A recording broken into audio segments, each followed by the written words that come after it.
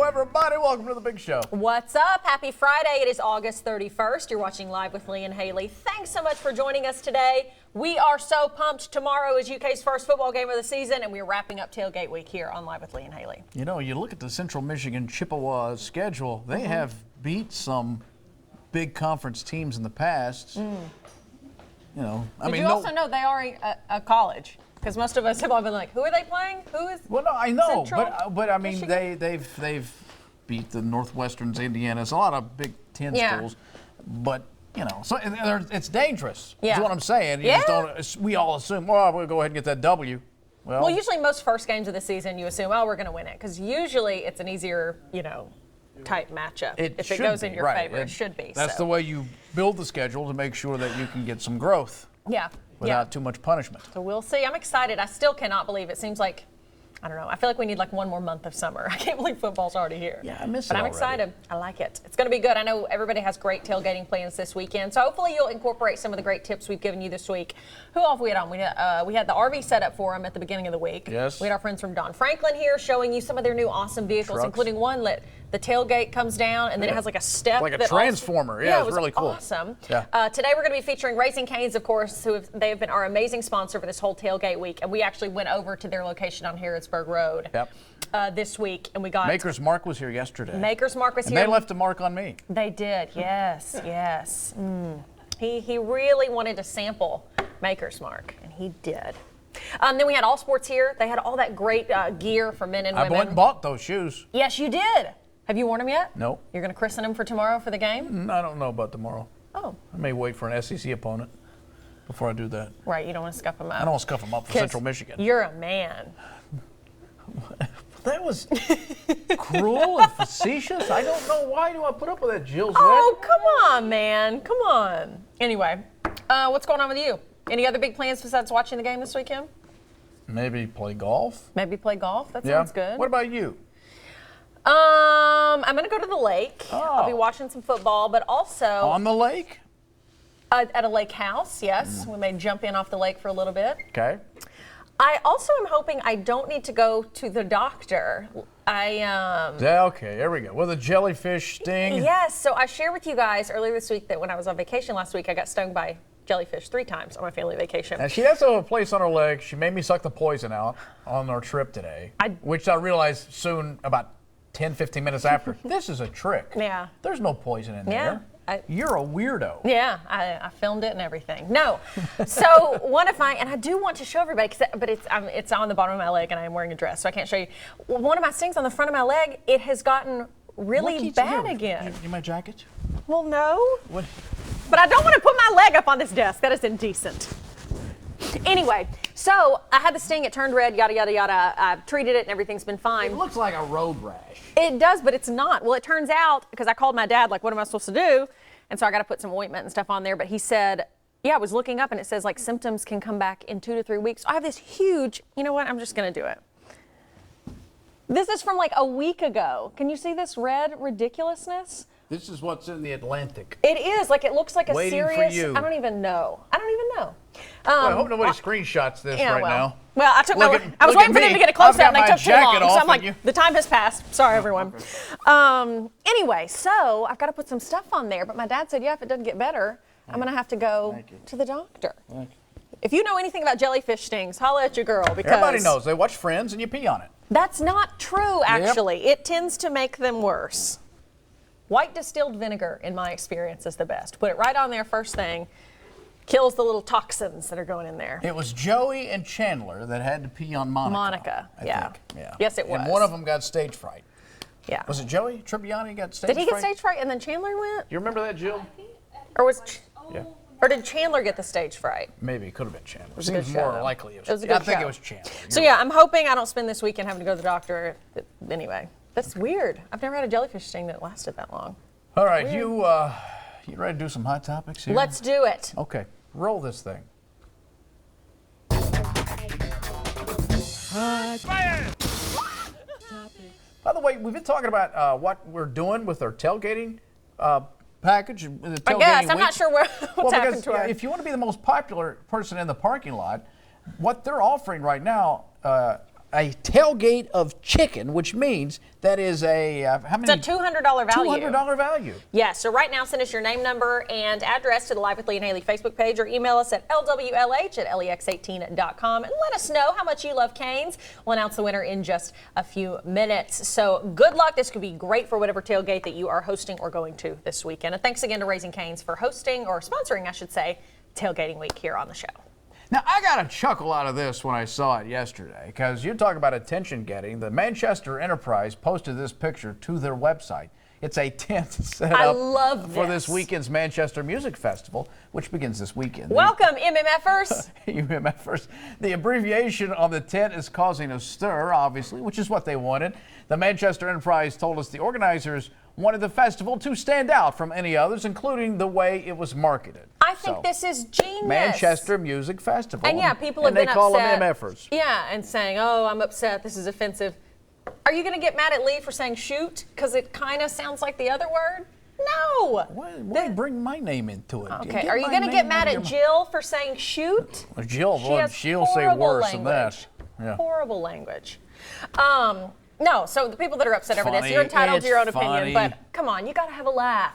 That's hilarious, and I think it's great marketing, especially for such a local organization. You know, welcome MMFers. I mean, there's so much sin in the world already. You can't fight it on every front. Some things you just laugh about. I don't want to be an MMFer based on this. MMFer. Well, if you go there, you would be. You're an MMFer. Yeah. So an Alabama mother of two is praising her district's high school parent-teacher organization. Right. They developed a tongue-in-cheek anti-fundraising fundraiser for the new school year. I like this. The fundraiser was to sell frozen foods like butter braids and cookie dough. Brianna Woods received the fundraiser opt-out letter during a Meet the Teacher event. Shared it on Facebook. It says, don't want to sell anything, bake anything, buy anything, or generally avoid fundraising of any kind? We feel the same way. Woods' post has been shared more than 36,000 times. I wholeheartedly agree with this. If there's a way I could just write you a check to leave me alone, right, I will do that. Right. Yes. If sometimes I'm asked to do something I don't want to do, or I gotta go buy something I don't want to buy, but I still want to help an organization, can I write you a check to leave me alone? Yes. That's what I want to do. Yes. And say. Well, and I think this also means, like, if you're the parent and you and your child don't want to hassle with having to go out there and sell wrapping paper or something. I don't want to drag my kids around from door to door trying to sell something. I'm trying to remember. I remember we sold the Little Caesars pizza kits when I was in school. We sold cookies. I think we did the wrapping paper. I don't remember, but it was always. And then we sold magazines. The only people that ever bought stuff from me were my grandparents because they had to.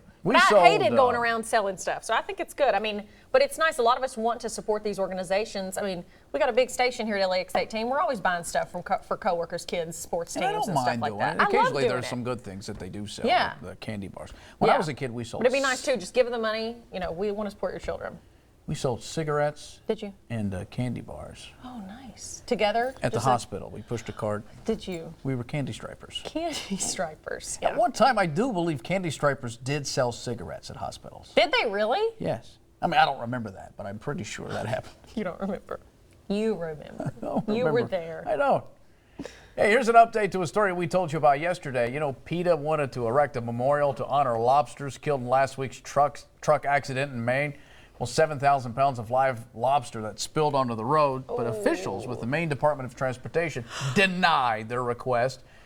The DOT says the 5-foot-tall tombstone would be a potential hazard to passing motorists. Yes. A distraction then if you had to run it off the road, you run into that thing. Yeah, and I'm glad to hear this. As we said, it just seemed a little much, you know. A little? A lot. 5 feet too much, so. Yeah.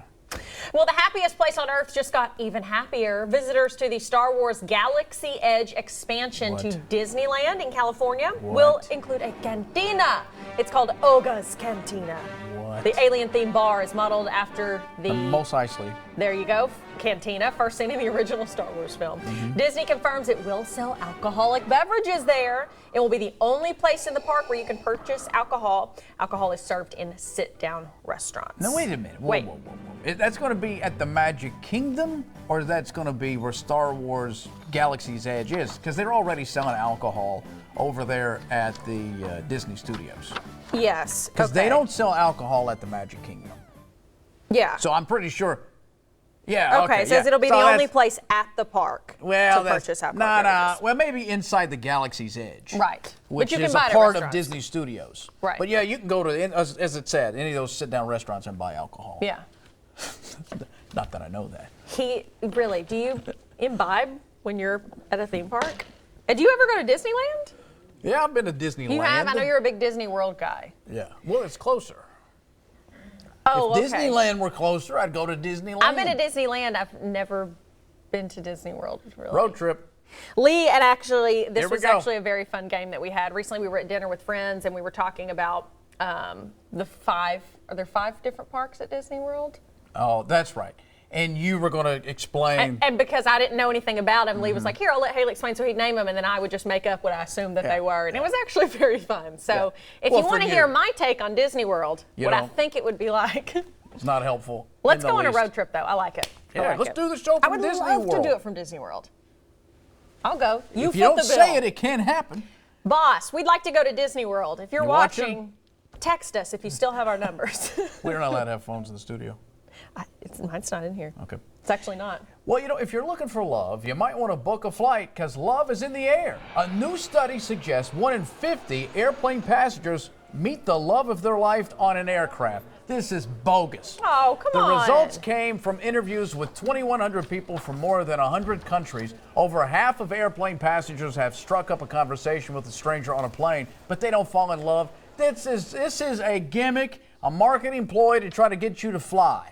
You're not going to find love on an airplane. All you're going to find is Okay. inconvenience and bad attitudes. I've had some great conversations on airplanes. Have I've you not fallen in love? No. No. Okay then. It only says 1 in 50. That's a good number. Oh, well, yeah, that is kind That's of a lot. big That number. is a Maybe big if they number. said 1 in 5,000, 1 in 1 in 50? 50? Think about that. Right now, there's 60,000 people in the air. So what's the math on that, crew? What is that, Jill? You're the scientist over there. That's a lot of Mile High clubs. That's a lot of people falling in love right now. What is that? What's the ratio? 60,000 people. Don't put her on the spot like that. She'll cuss She's you good out at in a this. heartbeat. Leave her alone. Watch her work. Give me a minute. She's Okay, I'll doing give the her a math. minute. She'll get back so to right us. now, if it's 1 in 50, at this moment, Jill Zwed's going to tell us how many people are falling in love. Hold on, calculator. Hold on. Here it comes. We're journalists. Use the Doppler, We don't do Jill. math. Use the Doppler. That would be 1,200 Yeah, and so- 660,000. So more than 1,000 people Right now are falling in love with the love in the of their air. life. That's a bogus stat. You're just mad because you didn't find love. Oh. Thousands of I feet couldn't in the even air. find the bathroom. Okay. Jill, thank you very much. Good job, Jill. I'm so glad Jill is always in the weather Thank center God, during yeah. our show because we rely on her far more than we probably should. We're like, Jill, back us up here. All righty, those are our hot topics today. It is now your chance to win a family 4-pack. It's your last chance of the week to see superheroes in action at Rupp Arena. Marvel Universe Live Age of Heroes is bringing action to Rupp Arena, and you can go watch it all for free if you send us a message on Facebook or an email to lwlh@lex18.com right now for your chance to win.